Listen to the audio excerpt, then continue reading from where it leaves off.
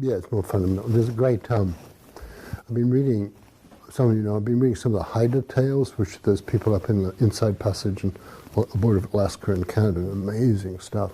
And a guy called Robert Bringhurst has been like retranslating some very old records from anthropologists getting storytellers to tell them stories in 1903 or something like that. And people had incredibly hard lives, and you know, they're blind because of smallpox, and 9 out of 10 of the people they grew up with were dead because, you know, murder, disease, etc. You know, and but you know, there's marvelous storytellers. And anyway, one of the great stories has this guy gets to this special place up in the sky where, and there's this god walking along who walks along holding a spear, and he's only got one leg, one arm, and half a head and half a body, and he's just walking along like that. And I thought, there's something really Taoist about that.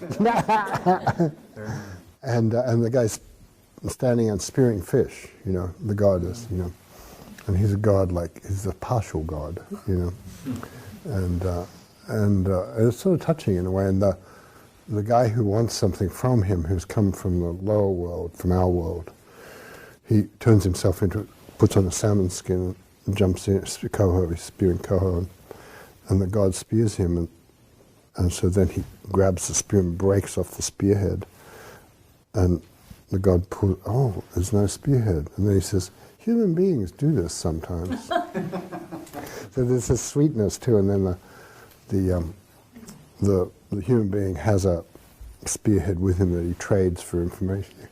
Now that I've created this shortage, I'll supply the, you know.